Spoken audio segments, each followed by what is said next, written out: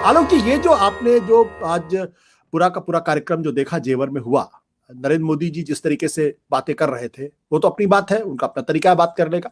लेकिन योगी आदित्यनाथ को जो जेवर के साथ जिन्ना को जोड़ने की जरूरत क्यों पड़ रही?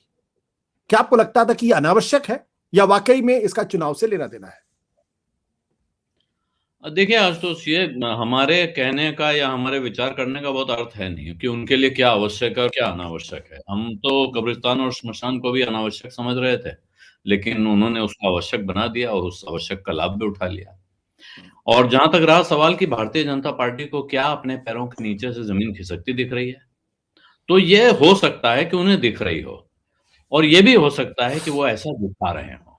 वो ये भी करते हैं, अक्सर आपने देखा है कि ये इस पार्टी और इस संगठन का, जो उस पार्टी के पीछे खड़ा हुआ संगठन है, उसकी कार्यशैली का एक नमूना भी है कि वो कई बार ये दिखाने की कोशिश करते हैं कि हमारा इंटरनल सर्वे हुआ है। ये बात खुले में नहीं कहते हैं, लेकिन ये अंदर-अंदर सूत्रों से आती है कि भाई एक इंटरनल सर्वे हुआ है, जिसमें भारतीय जनता पार्टी को खुद ही पता चला है कि साहब अब 100 ही सीटें आ रही हैं, इससे ज़्यादा आएँगी नहीं। ये मुझे ऐसा लगता है, और ये पीछे भी ये बातें हुई हैं कि ये अपने कार्यकर्ताओं को और उनसे ज़्यादा अपने उन समर्थकों को जगाने के लिए किया जाता है, जो उदासीन हो रहे होते हैं, जिन्हें लग रहा होता है कि हाँ ठीक है, हम तो नाराज़ हैं, हम इस बार वोट देने नहीं जाएँगे, हम साथ नहीं खड़े होंगे। और ऐसे में ये जो जिन्ना का ज़िक्र करते हैं जब योगी आदित्यनाथ, तो आप योगी आदित्यनाथ से और क्या उम्मीद कर रहे थे? पहला तो ज़िक्र जो है जिन्ना का, वो किया अखिलेश यादव ने। मैं तो अगर नरेंद्र मोदी शिलान्यास करें, उद्घाटन करें या सिर्फ नक्शा दिखा के ही विकास के नाम पर वोट मांग लें, तो मुझे इसमें कोई ऐतराज़ नहीं है। अगर इस देश की पार्टियां विकास परियोजनाओं के नाम पर, महंगाई के नाम पर, रोजगार के नाम पर ही वोट लेने लगें, तो बड़ी अच्छी बात होगी। मैं कहता हूँ बहुत शुभ दिन होगा।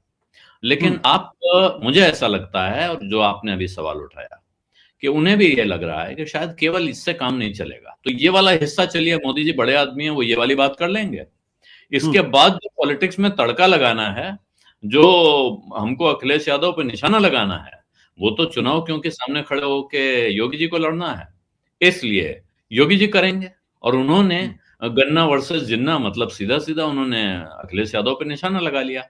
लेकिन इससे उन्होंने एक चीज़ अंडरलाइन कर दी कि वो इस वक़्त ऐसे आयोजन में अगर वो ज़िक्र न करते, अपनी तारीफ़ करते, तो शायद उतना अंडरलाइन नहीं होता कि वो अखिलेश यादव को अपना बड़ा प्रतिद्वंदी मान रहे हैं और वो उन पर ही निशाना लगाते हुए दिखना भी चाहते हैं।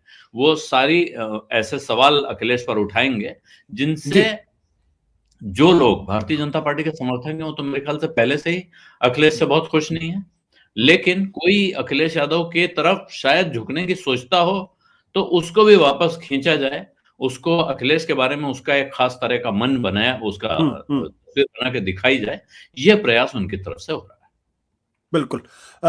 अमरीश जी, क्या आप आलोक जी की राय से सहमत है? क्या आपको लगता था कि ये जरूरी था इसका जिक्र करना, क्योंकि विकास का तड़का और साथ ही साथ जो राष्ट्रवाद का तड़का, ये दोनों साथ चलने चाहिए, ताकि भारतीय जनता पार्टी का जो कोर वोटर है वो भी भारतीय जनता पार्टी से छिटके ना, और जो विकास के नाम पर जो भारतीय जनता पार्टी के साथ जुड़ता है वो भी साथ रहे, वो अपने अपने लोगों में, अपने समर्थकों में, अपने जानने वालों में कहे देखिए मोदी जी विकास कितना बड़ा काम कर रहे हैं, एशिया का सबसे बड़ा एयरपोर्ट यहां बना रहे हैं।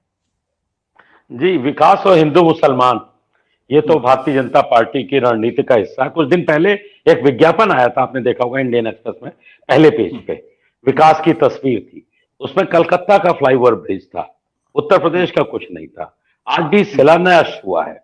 इस शिलान्यास में कब पूरा होगा, क्या जरूरत है, मुझे नहीं पता। मुझे याद है, मेरा उत्तराखंड में घर है और मैं लखनऊ से नैनीताल जाने के लिए मुझे कोई फ्लाइट यहां से नहीं मिलती है। जेवर से कौन सी फ्लाइट कहां जाएगी, कितनी जाएगी, कितना ट्रैफिक होगा, ये सब तो आगे की बात है। लेकिन जो भाषण है पूरा विकास के साथ हिंदू मुसलमान और जिन्ना, साफ साफ है कि जमीन कहीं खिसकती हुई नजर आ रही है, वरना इस प्रकार का भाषण नहीं दिया जाता। जी।